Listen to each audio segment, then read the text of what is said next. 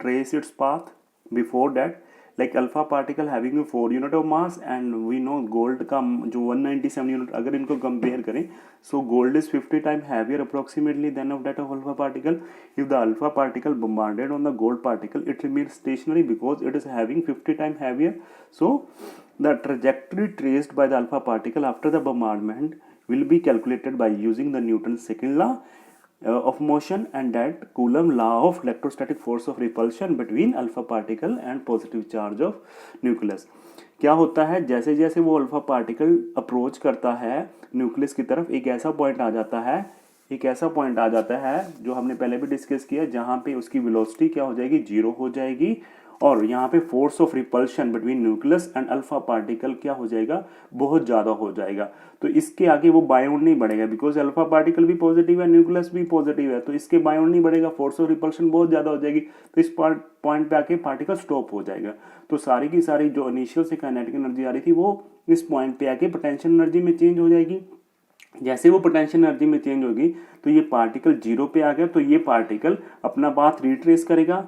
अगर वो इसी डायरेक्शन से आ रहा है, उसी डायरेक्शन में जा रहा है, तो we can say scattering angle theta 180 होगा और रिटार्डेशन स्टार्ट हो जाएगी. That mean negative acceleration opposite direction में जाएगा.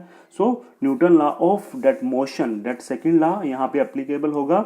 पहले जो फोर्स ऑफ रिपल्शन आएगी between positive charge nucleus and that of alpha particle, that is the we know 1/4 pi epsilon naught, charge 1 charge 2, तो अल्फा पार्टिकल का charge, nucleus का charge upon are square. तो अब जब ये फोर्स लगना start हो जाएगी तो अल्फा पार्टिकल अपना पाथ रिट्रेस करेगा, तो उस अल्फा पार्टिकल पे कितनी फोर्स लगेगी, that m into A. Here A is the retardation acceleration, और we can say negative acceleration. So r is the distance between alpha particle and the nucleus. As we know जो फोर्स होगी वो उसकी value vary करेगी, that depend.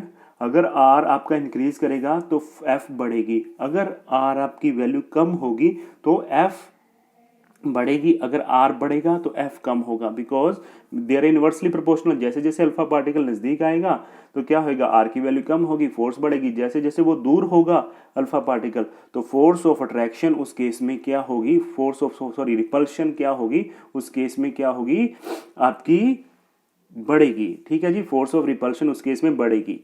So r is the distance between alpha particle and the nucleus. So this force will continue vary depend upon the distance between alpha particle and the nucleus.